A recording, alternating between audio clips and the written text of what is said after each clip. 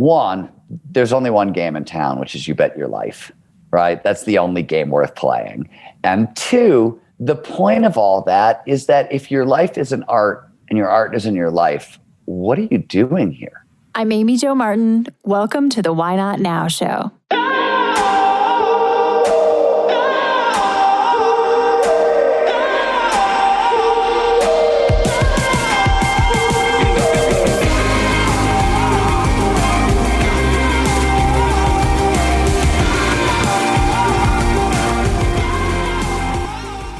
Hey everyone. Today we have Stephen Kotler on the show. He's a New York Times bestselling author, award-winning journalist. He's the executive director of the Flow Research Collective. I originally became aware of Stephen when he spoke at Summit series up in Utah, and he had just come out with The Rise of Superman, a book that he had written. He's written many books over the years, but he has a philosophy and an approach to flow state and research to back it up that's just unmatched. And he's a fascinating character. You will hear why I think that in this episode based on our conversation. It's wide-ranging. One of the smartest individuals I think I've ever had the chance to speak with. Definitely a valuable chat. So get ready for that. And without further ado, here is Stephen.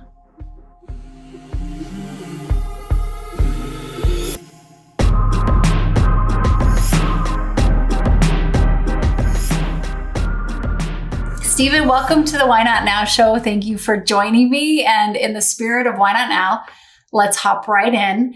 Can you tell me about a time when you had a big decision to make and you asked yourself, why not now? We'll dissect that day, minute, hour, season, take a look under the hood, and really understand how you navigated from dreaming to doing. I'm going to tell you the origin story of sort of how I started the Flow Research Collective, or how I transitioned from being a guy who wrote about the neuroscience and psychology of peak performance to a guy who runs one of the largest neurobiology research and training companies in the world. I'd started studying flow states in the late 1990s. I got to know most of the scientists. I was mentored by a lot of top scientists, and I was really curious. I was really passionate. And I really did my homework every time I got on the phone with these people. And so I really respected their time. And we got to be friends. And over 15 years, literally, two things happened that started to shift. And I noticed both. One was I spent 15 years trying to get the world's top 9 neuroscientists to start a flow research project inside of whatever academic institution they were in. Every conversation I had, I would try to nudge the neuroscientist I was talking to into doing this. I did not believe I could do it. I was a journalist. I'm literally trained as a poet, undergraduate. I'm trained as a fiction writer in graduate school. And my formal training in the work environment, was in journalism and then in book writing. As far as was concerned, I had no business whatsoever starting a neurobiology research project, at all. The second thing that started to become clear to me is for years, I would call people up and explain a lot of flow stuff and ask them questions. And starting, I don't know, somewhere around 2005, 6 or 7, it went the other way. The top neuroscientists would start calling me, asking me those questions. I started to notice that was happening much more frequently. And I thought, wow, this is odd. Like, what's going on here? And nobody would start a company. Nobody would start the company. And I got invited. This is all backstory. Sorry, you asked a hard Bring it. We like context. I was invited to attend. It was one of the first major neuroscience conferences on multitasking. And it was organized by Clifford Ness from Stanford and Michael Gazzaniga, who was then running the National Science Foundation. And it was a heavy-hitting room. And I'm not even sure what I was doing in that room, but I was in that room. And I know Michael Gazzaniga a little bit. I'd met him a couple times prior. He's a super nice guy. I got about 5 minutes of his time, and I pitched him the idea that it eventually became the Flow Research Collective. And he just started laughing. He laughed in my face. He's a really nice guy, but he laughed in my face. About 3 weeks later, I was at NASA Ames. I was writing Abundance with Peter Diamandis, and I was doing the research. And I was very stoned, sitting in front of the NASA Lodge, which is where they used to house the astronauts and is where tourists stay if they're at Singularity University or they're at the NASA Ames campus. And Andrew Hessel, who is a synthetic biologist, today he runs the Human Genome Write Project, which is the Human Genome Project Part 2. Instead of trying to decode, read a human genome, we're now trying to write a human genome, and he leads that initiative. So he's a brilliant synthetic biologist. And I didn't know Andrew really well, but he walked up, sat down, we started talking. We were going back and forth, and I don't know why, but I told him what happened with Michael Gazzaniga. And he said, I got to tell you something. He said, at the time, Andrew wasn't running the Human Genome Write Project. He was running a synthetic biology nonprofit cancer research initiative. He wanted to build individual cancer drugs. So a cancer drug coded to your genome or my genome. Cancer's a very individual genome disease. Everybody knows that end-to-one medicine is individually customized medicine. Everybody knows this is the future. It's where it's going, especially with diseases like cancer. But Andrew was like 15 years ahead of anybody. And at the time he had this idea, and this is the story he told me, he was working at Amgen. He had a very cushy biopharmaceutical job with a big research budget and a lot of power and a lot of people under him. And all he wanted to do is stay there and start this little wing that would do synthetic biology and cancer research. And it was too controversial. He had to leave the company to start his project. And he told me this story. He said, my point is, you're having the same problem. Academia is way, way too conservative. You want to study an altered state of consciousness for its ability to impact human performance. You can't do it inside of academia. But if you decide to do this on your own, I'll join your board. And I'll bet you if you called a bunch of those neuroscientists back who said no to starting the initiative, I'll bet they'll join your board and do the same. And I remember that was my why not now moment. Or I remember sitting there and I don't know what I decided. I do remember that a day later, it just stuck with me. And I picked up the phone and I called my friend James Olds, who runs the Krasnow Institute, which is George Mason's graduate neuroscience institute, studies complexity science, neuroscience. It's a sister institute to the Santa Fe Institute where they study complexity science. And he's a very prominent neuroscientist. His father actually discovered the dopamine receptor, as he likes to say. That little receptor paid for my college education. But I called him and I said, "Hey, James, I've had this crazy experience. What do you think?" And he said, "Stephen, come on. You've been the world's leading expert on this subject for 10 years. We've all been waiting for you to do this. Of course, I'll join your board." And that was where it started. But it was also I'm a punk rocker from Cleveland, Ohio. I don't have business skills. You know what I mean? Even when we first met, when I was writing Rise of Superman, I was getting pulled onto Wall Street to do speeches. And I would I'd go into these rooms and be like, "Do you have any fucking clue who's talking to you? Do you have any idea?" You would throw me out of this room if you knew. And so it took a really long time from that point, until I got to where I am today, because it took I had to get a full education in business. There was a lot of stuff. I had to learn how to run major research initiatives. I've got 70 people working for me now. I had never managed anybody. I mean, there was a lot of stuff that had to get done, but it was that was the why not now moment. Okay. So what I'm hearing, there was a moment where you were being laughed at, right? And then we transpire over into this moment where you get a yes, I'll help you, I'll be on your board, and then another one. And how are those two connected? What was the time frame there? Oh, there was 2 weeks. I mean, it was 2 weeks. Oh, and by the way, okay, so here's the next thing. I should tell you how the story ends. I literally sent out an email.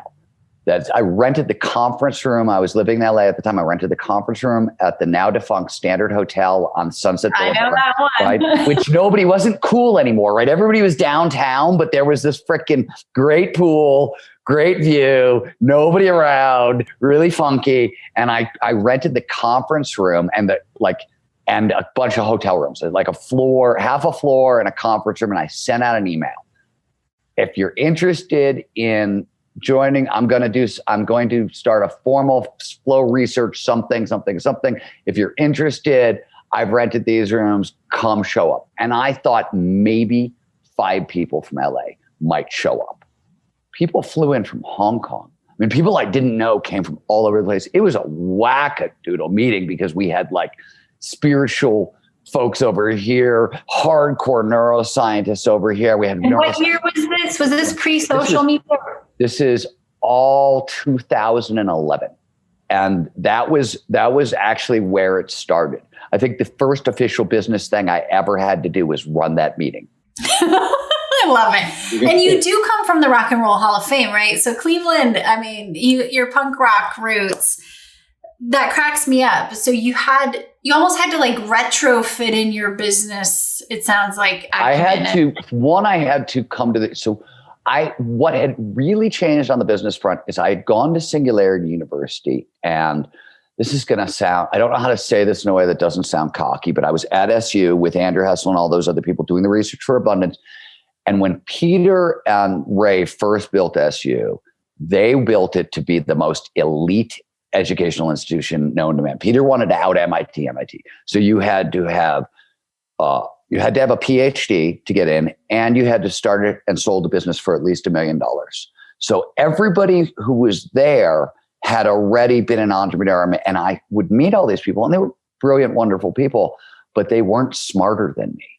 And they didn't have my social intelligence, which was the thing that I noticed. I was like, holy crap. Like, they may know more physics or whatever, but I know my discipline as well as they know theirs, and they don't have my social intelligence.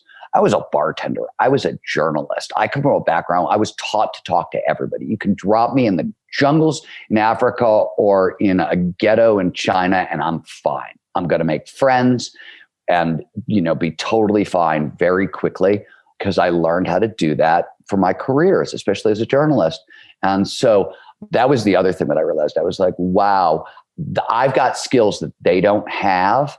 And I was starting to piece together that business wasn't anything special. I used to think it was a secret thing. It had its own language. It had guys like my father that I didn't understand or get along with too well. Like, it was all very confusing to me.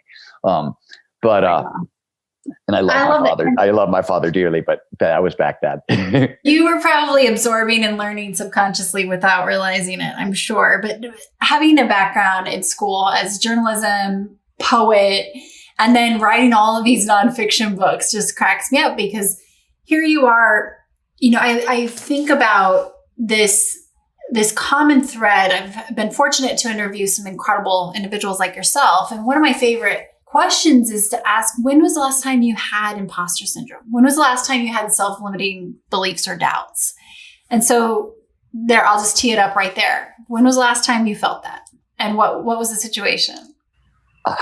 So imposter syndrome, I felt for a very long time, very, very long time. It was not until I want to say I'm 53. It might've been until I was about 50.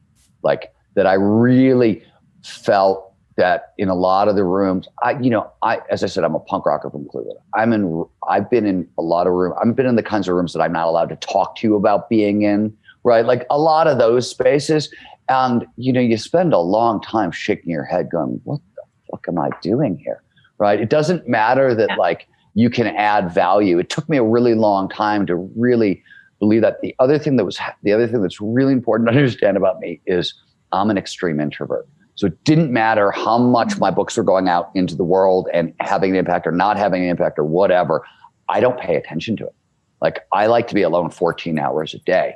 I'll go months and months and months where I won't see. If it's ski season and I'm writing a book, I'll see my wife, my ski partner, and nobody else for 4 or 5 months, right? And like, that's so I don't, you know what I mean? So any impact I was having in the world happened way out of sight, right? And I still don't believe it. Like people come up to me and say things like, oh my God, your book changed my life. My first answer is, no, it didn't. You changed your life. Shut up. You know what I mean? Like, and I really do believe that. Abundance. I mean, abundance. Yeah. Anyway, it's nice of you to say that, but once again, you changed your life. The book, if it wasn't my book, I think it would probably have been any other 10 things that bumped into you at that particular moment. Integrating the Shakespearean thoughts that you had to bring forth. So that changed. It's nice of you to say. Yeah, I'm not just giving out compliments here.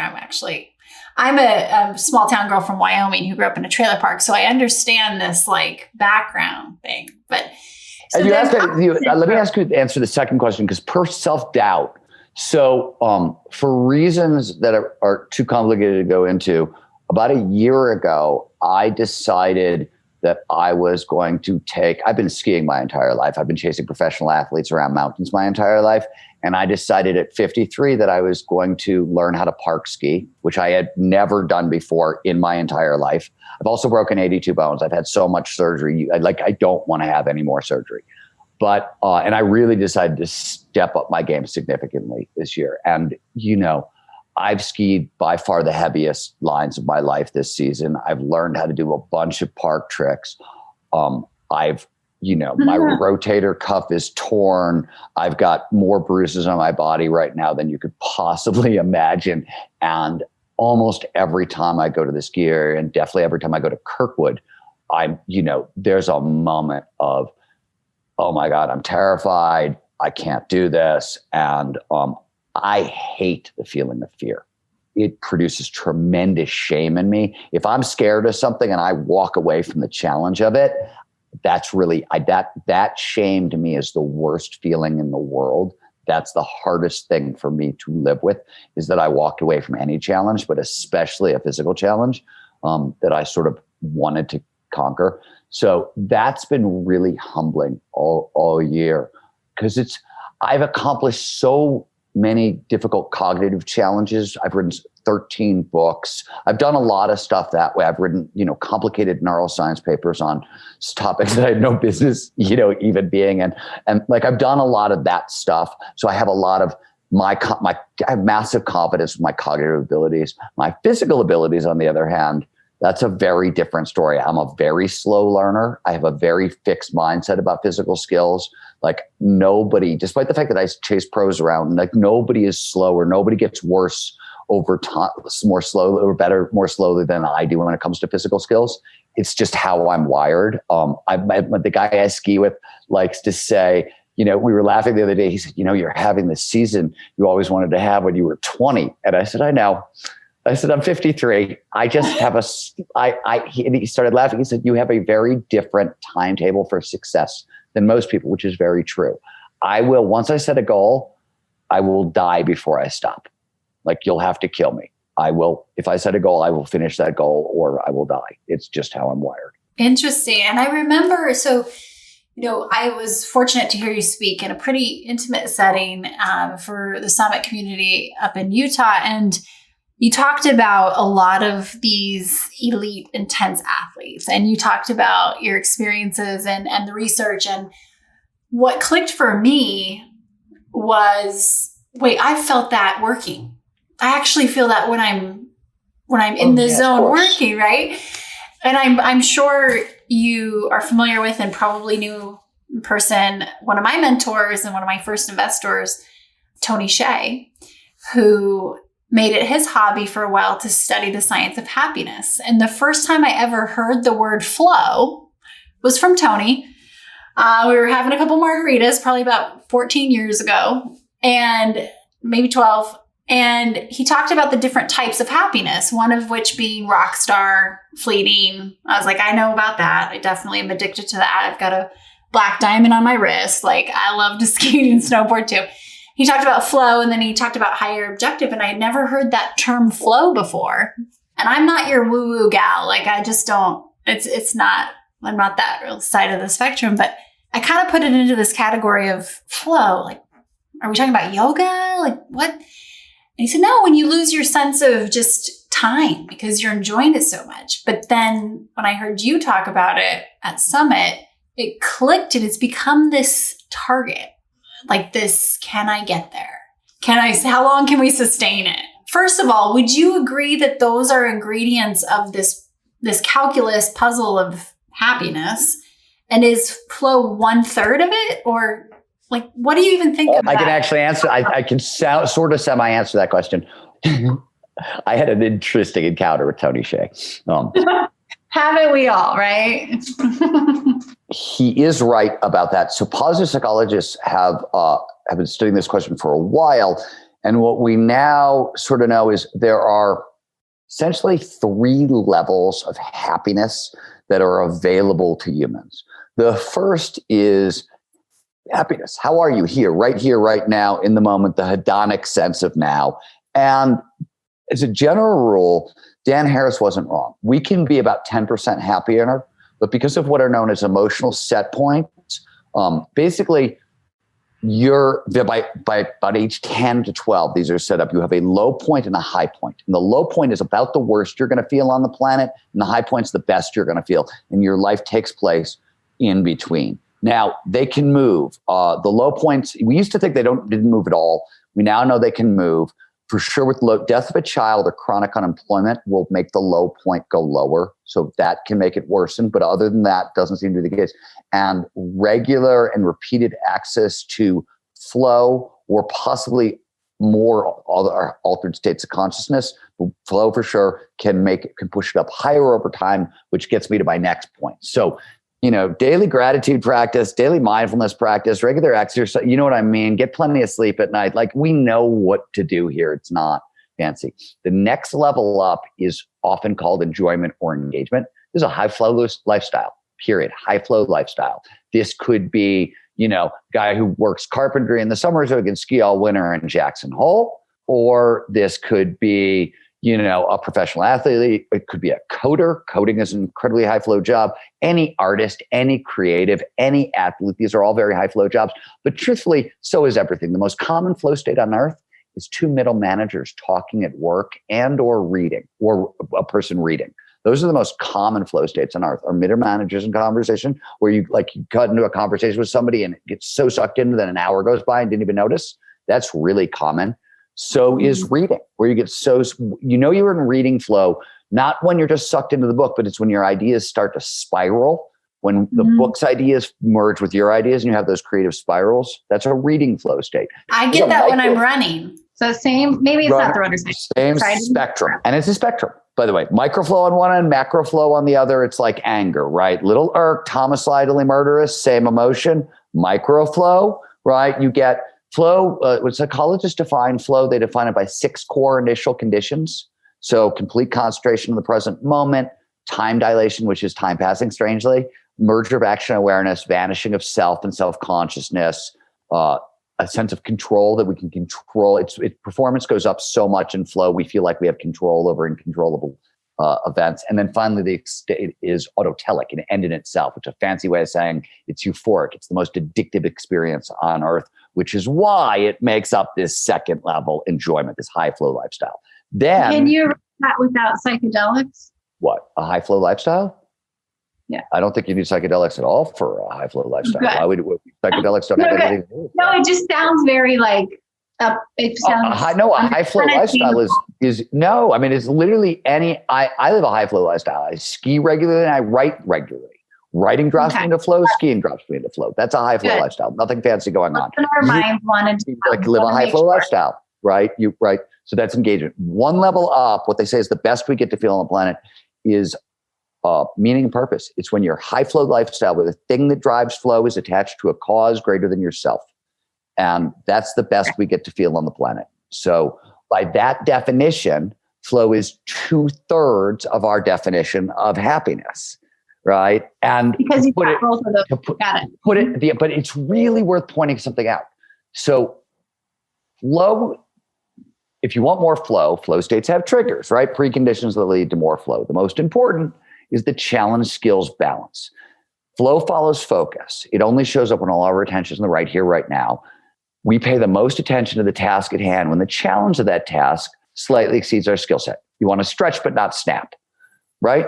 So what does this tell us? This tells us that if you're going to live a high flow lifestyle, you're going to be pushing on your skills all the time. You're going to be uncomfortable all the time. One, this tells you if you want, and these, you have to get comfortable with being uncomfortable. Two, high engagement and enjoyment are not pleasurable. This is a thing that people screw up a lot. Just happiness. How do you feel right here, right now is so fleeting and so whatever. And if you live a high flow lifestyle, if you live a life with a lot of meaning, a lot of well-being, a lot of overall life satisfaction, all the things that flow provides, you don't have a lot of moment by moment pleasure. You don't have a lot of moment by moment happiness. You have deep contentment and satisfaction and the feeling of a job well done and mastery and all those amazing, amazing feelings. But as a general rule, like, you know this from skiing, you're skiing at the top of your ability. When you're not in flow on the hill, when you're on the chairlift, you're in pain. Your legs hurt. You're tired. Everything aches. You're cold. You're miserable. You don't even want to be there. And then you get off the chairlift, you drop back into flow for the run. And you by the time you get down to the bottom, you're like, oh my God, this is the best thing ever. And by the time you get back to the top, you're like, oh my God, I want to kill myself. I feel so awful. Right? That's really common. It's common in writing. I had an amazing writing flow state this morning. But before I got there, oh my God, I was beating my head against the floor. Yeah, I hit 10 bestseller lists 2 weeks ago, and I was beating my head against the floor this morning going, you don't know how to write. You don't know how to write. You don't know how to write, And then I had an amazing flow state. Which is amazing. I mean, the fact that you just said, and following all of your journey in your books, and you just said, I woke up this morning and I had the worst writing session, and I was like, you don't even know how to write.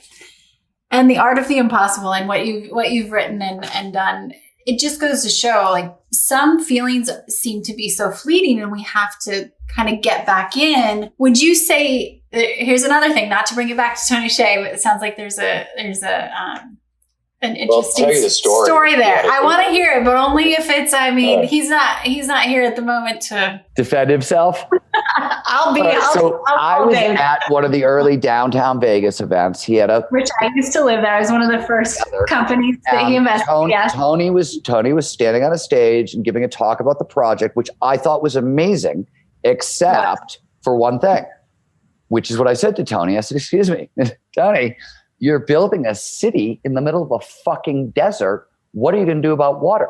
Right? Water security, water scarcity, these are critical environmental issues. And he said, well, we can solve water. And I said, how do you know? He said, well, there's this book called Abundance that my friend Peter wrote. And I literally looked at him. I was like, Tony, do you have a fucking clue who I am? Like, it's my book. You're quoting my book back at me. And I'm telling you, as the guy who wrote the environmental water sections, that your plan's a fucking disaster and the city's amazing, but get a real water plan. And he didn't like it at all. But you know what? I bet he respected a lot of that opportunity to learn. Your perception of maybe he didn't like it. I think that's fascinating. Here you are. Really awkward moment. And I don't think people swear at Tony in public very often. You know what I mean? I love that story though, so much. So much. And I loved the downtown Vegas project. I don't know Tony at all. This was literally, we talked a little bit after that. Was that your only interaction? It was my only interaction. I think Jim Quick brought me there or something like that. Gotta love him. He taught me how to speed read. He's been on this show. But he used to talk a lot about perceived, you were talking about, progress and just the perceived progress and just how I sense this with my team and I throughout our days. If we're feeling a sense of perceived progress, it doesn't even have to be real. We're good. Like we're good. Oh, you have no idea how good you are, or you do have no idea how good you are, but like the science backs up your idea. By the way, that horrible sound in the background, that is my dog drinking out of a water bowl, and I can't make him stop. So it humanizes you. Oh, good. As if the swearing didn't already. So we have 5 major intrinsic motivators, right? Internal motivators, drivers: curiosity, passion, purpose, autonomy, and mastery. And really to perform at your best. if you're interested in that high-low lifestyle, they need to be all pointed in the same direction, right? Curiosity is biologically designed to be built into passion, which is biologically designed to be coupled to a cause greater than ourselves, which gives us purpose. Once a system has purpose, it needs autonomy. I want the freedom to pursue my purpose. And once you have that freedom, we demand biologically mastery, which is the skills to pursue that purpose well. But they talk about mastery as sort of the master motivator, because it gives us the biggest rewards, the most dopamine, the most pleasure. Stuart Brand once said that the satisfaction of a job well done is the only sustainable happiness. And I think he's from a happiness, not engagement, enjoyment, or purpose, but I think he's right about that. A, and B, we love the feeling of progress towards a meaningful goal more than any other feeling. We will actually, over time, take it over sex. We might take sex or drugs in the moment, right? But over time, mastery will always, we will take it over any other pleasure, mostly because for a survival perspective, from an evolutionary survival perspective, getting better at the skills that you need to survive, nothing is better for your survival. So it's incredibly well motivated. Right. Yeah. So you're totally right about it. And yeah, there's nothing more fun than progress towards a meaningful goal. Actually, I take that back. Progress towards impossible goals are more fun, but just a little. Oh man, this is good. What gets you out of bed in the morning? What gives you positive energy, Stephen? Oh, you guys. So one, I love almost every single thing about my life. So I love writing. I mean, I wake up every morning. Benjamin Zinder, the composer, once said that the best thing about practice, he was a pianist, is you get to see where the notes take you. And I think the best thing about writing is I get to see where the words are going to take me, right? Every day I wake up and my brain is going to take me on a little trip, right? And if it's a good trip, which it often is, it's going to take me someplace surprising, right? It's going to take me someplace surprising, right? Someplace I didn't expect to go, and I'm going to learn something about myself, and that's interesting. So I love that. I'm a very I do the same thing every single day. I mean, the only question is what season is it? So if it's am I going mountain bike riding or skiing or surfing? Right. In my days that I do action sports, everything else is always the same. It doesn't change. I do the same thing and I really do love it. Took a lot of years to get there, but And you've designed it that way though. I think that's what's interesting is you don't just land into that. No, of course. I mean, isn't the only, there's only one game in town, which is You Bet Your Life. Right? That's the only game worth playing.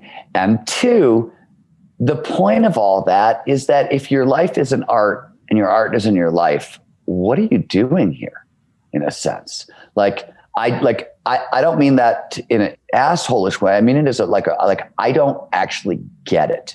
If you're not trying to turn your life into art at all times and really sculpt what you want to see in the world. And this could be ethically, morally, intellectually, creative. I don't care. I don't know what other game you came for. I don't know how you get through the day. I couldn't do it. Right. That's that helps me get through that. It's hard here, even when you're living your dream life, of course. Right. It was hard before. It's still hard. It's hard for everybody. It's just hard here on planet Earth, or difficult and challenging. But to try to turn that challenge into something beautiful and interesting. And by the way, when I say art, I mean what Bukowski meant. To do a dangerous thing with style is what I call art. And that's sort of when you talk about turning your life into art, that's sort of how I think about it.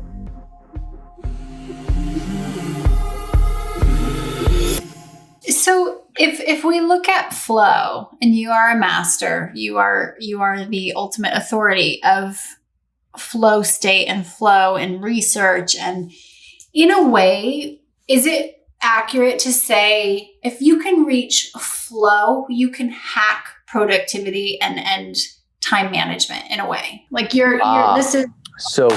Yeah, it's a great question. One, let me start by saying I appreciate that. I think I'm one of a bunch of flow experts, right? Maybe not the, and especially because Mike Mihai Csikszentmihalyi is still alive. So, let's clarify a few terms. Peak performance. What do we mean by peak performance? Peak performance is nothing more or less than getting our biology to work for us rather than against us.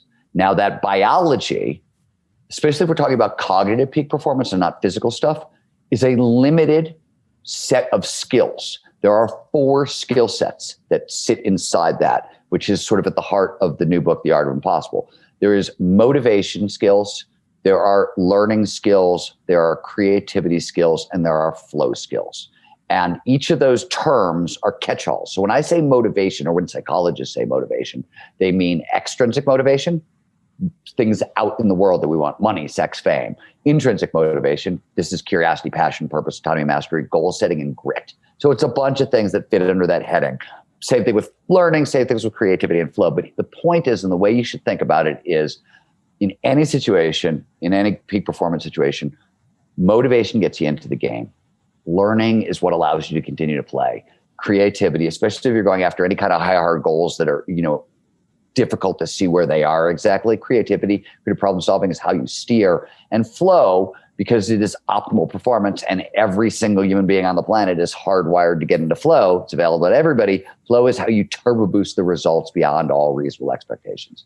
And the amplification we get in flow at the end, if you get all this stuff right, you ask, can you hack motivation and productivity with flow? Flow significantly amplifies motivation, grit, and productivity. In a study by McKinsey, they went around the world talking to top executives. How much more productive do you feel in flow? Now, this was a self-reported study, right? They asked the question, so take it with a grain of salt, but the average after a decade of asking the question was 500% more productive. That means you can go to work on a Monday, spend Monday in flow, take Tuesday through Friday off, and you get as much done as everybody else. So the answer is yes, you can I mean, we had this great, I got this great quote, I think it's in Stealing Fire, from Richard Branson, who said, it's something like, in 2 hours in flow, there is nothing I can't accomplish. And that's pretty much what, you know what I mean? Everybody basically feels that way. I will tell you where that goes wrong, and it goes wrong this way for a lot of sort of visionary entrepreneurs and things like that. You have time is collapsed in flow. It's because the part of your brain that calculates time, the prefrontal cortex, is turned off. We lose the ability to separate past, present, from future, plunge into what people talk about as the deep now. Thing is, intuition, insight, creativity, innovation, all this stuff is maximized in flow. So you see farther over your life. You have big ideas. Composer can see an entire symphony in their head in flow, right? And because there's no time in flow, literally the brain isn't processing time, he could think, or she could think, oh, I can drop out of flow and I'll be done with this opera in a week. And when you come back to reality, it's actually a decade's worth of work. So this derails a lot of visionary entrepreneurs. They have these huge visions. Tony Hsieh is a great example, had this huge vision in the desert of what could be possible. And then he literally spent the rest of his life trying to make it work, right? Is it that reality gets warped as well? Our time horizons get warped in flow, and we think the gap from A to B, because the idea came so easily in flow. Of course, the real manifestation, and of course, welcome back to your reality. This is still planet Earth, where we pointed out it's hard here, right? That's very difficult for a lot of people. That they the productivity goes way up in flow, and yes, if you could live in flow, kind of thing, maybe you could get it done in a week. But it doesn't that's just not how it tends to work in the real world. And everybody will tell you that whatever vision you have in flow, you ought to fact check when you're out of flow. Interesting. For sure. Makes so much sense. So have you ever discovered a relationship between confidence and flow? Yeah, perfect relationship. It's not my discovery. The first time I read about it was Mihai Csikszentmihalyi and Gene Nakamura, who wrote the paper on it that I read. But so I mentioned earlier the challenge skills balance. There was a question that psychologists started to ask, 30 years ago. Neuroscientists, we've been asking it for about 10 years, trying to figure it out from a neurobiological mechanistic perspective. But psychologists 20 years ago, 30 years ago said, well, what the hell do you mean by challenge? And what do you mean by skills? Like, what is it? Okay, we know, like, what exactly goes into that? And there are 8 categories, I want to say 8, might be 7, of things that actually feed into challenge and skills. One of which is confidence. In fact, confidence in athletes, when other things are equal in top athletes, confidence is actually 81% of the equation. It's amazing. But normally, under normal circumstances, cultural background comes into play here. So does economics. So does, though they don't come into play the way you would think they do. Poor people actually have an easier time getting into flow than wealthy people, it turns out. But ability to delay gratification matters. Tolerance for anxiety and uncertainty matters. I'm forgetting a couple others. Optimism is one of the others that I'm forgetting. And there's really good neurobiological reasons for all this stuff. And it's just basically, if you got to think about whenever you encounter a situation, a problem, a challenge, is it a threat or is it a challenge? Is it a threat or is it a challenge? So there's a lot of stuff that goes into that. Confidence plays a pretty big role there. When it comes to one thing that you find yourself learning over and over, what do you got? Meaning the same lesson over and over again, like the mistake that I make over and over and over again. Yep, that one. It changes. Here's the one I've been making most recently. And I make this as a leader with my team, which is, so I'm foundationally very, very cooperative. And even as a boss, I like to hire the smartest, most creative people I possibly can, get the fuck out of the way, right? That's how I'm wired.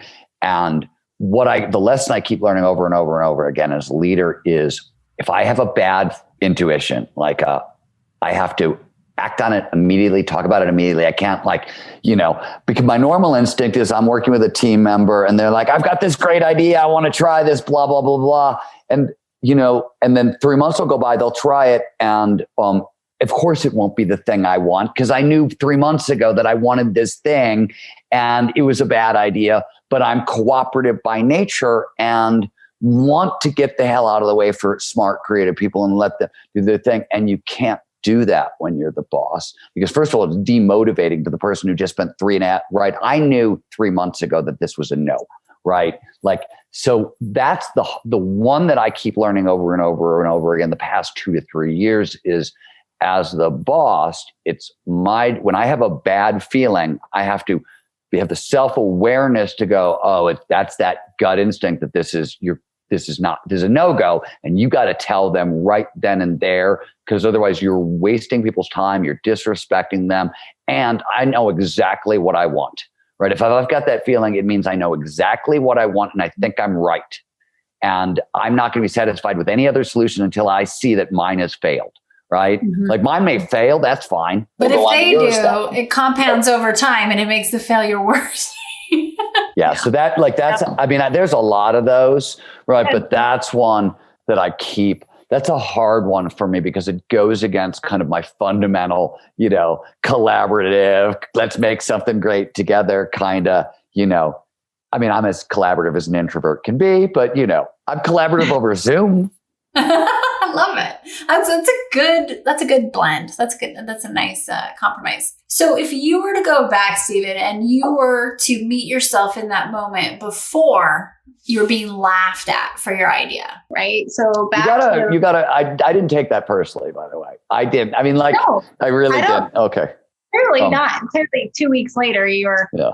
But what advice would you give to yourself in that moment if you could go back and say, all right, that's a really tough, people like to ask that question a lot. Like if you could go back and talk to your former, you know what I mean? And I don't think I would change anything. I wish somebody would have told me the one thing I wish I would have learned much younger, which I think everybody sooner or later figures out, is sooner or later you realize your life is going to be nothing more or less than you make of it. Right? Like that's a hard realization for a lot of people, but you're like, oh, wow. I am the only one who gives a fuck here. And I am the only one who's going to make a difference. It's all on you, right? Like that's an eye-opening one. But I also, this is the thing in peak performance. There's literally no secret. Right? As I said, there's 6 things to do every day, about 7 things to do every week. And this is based on our biology. This is the best that science can tell us right now. And it works incredibly well, especially if you want more flow in your life, blah, blah, blah. But it's every day. It's like peak performance is a checklist, but you got to do the checklist today, tomorrow, the next day, the next day, the next day, the next day. It works like compound interest. And you got to do it for years until you start seeing the results. And the fact that there's no secret, that it's literally just show up, do the job, and don't care about outcome, right? I show up, I write every day. I don't care if it's good or it's bad. That's somebody else's job later on. My job is to put 500 words on the page or 1,000 words on the page. Then my job is to get on a phone call and try to run the best meeting I can run, right? I don't set outcome goals. I set process goals. Best meeting I can run, best 500 words I can write, best blah, blah, blah. And you do that over and over and over and over again. And that's how you get to impossible. And it's so hard to believe that. It's so hard to believe that. It doesn't, like, it goes against everything, right? There are no shortcuts and there's nothing but the work. My friend, Andrew Huberman, who teaches at Stanford, we do some work with him. He's a neuroscientist. He does a lot of work like ourselves with U.S. Special Forces. And he said something super interesting that I think is relevant here towards this thing, which is the thing that every peak performer knows that most normal people don't know is that it's always crawl, walk, run. When most normal people get into something, they're like, "Oh, dude, I don't crawl. I'm not a guy who crawls, and I'm going to figure out what's the shortcut so I can start at a jog." Peak performers, they show up and they know it's going to be crawl, walk, run, right? And for learning is the same for everybody. It's I suck. Oh, look, I don't suck, right? It doesn't, like, that doesn't change. It doesn't matter how good you get at whatever. It's always the same experience, crawl, walk, run. And it's funny because Andrew and I were talking about this, but you meet peak performers and a common reaction one way or another is, oh my God, they're so far ahead of me. How did they get there? And one of the ways they got there is they didn't spend any time looking for shortcuts. It showed up and they went, oh, okay, crawl, walk, run. I'm going to suck until I don't suck. And that's just how it is. And I'm not going to waste any time looking for an easier way, a different way, or whatever. I'm just going to lean in and get busy. Ah, so true. It's amazing how much time we can waste and how many circles we can spin looking for shortcuts. And then we're like, damn, if I just would have started back then, well, crawling. And wow, thank you so much for joining me, for your time and your wisdom. And, I continue to read the journey that you're on. I'm curious if a fiction book, have you written any fiction? My first book is a novel. I put out a novel 2 years ago called Last Tango in Cyberspace, and I write cyberpunk thrillers. If you've ever read William Gibson or near term future sci-fi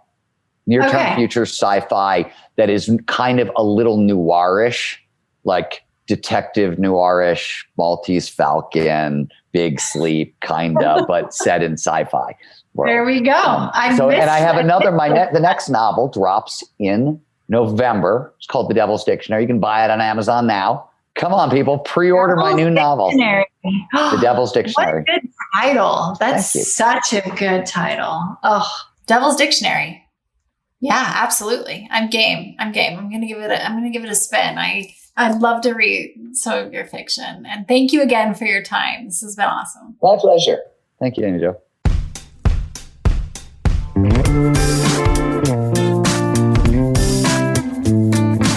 Hey everyone, thanks for listening to the show. Hit me up on social media to let me know what you think. I'm at Amy Jo Martin on Twitter, Facebook, Instagram, and LinkedIn. And I want to hear your Why Not Now moments so I can share them on the show. Just send me a note to whynotnow@amyjomartin.com. For show notes and other offers, you can visit amyjomartin.com/whynotnow. And while you're there, don't forget to sign up for my email newsletter for exclusive content and announcements. A big thanks to Rock Salt Music for all of the tunes by the talented John Coggins. And of course, a hat tip to Richard Brewer for editing and producing the show. I'll see you next time. And until then, why not now?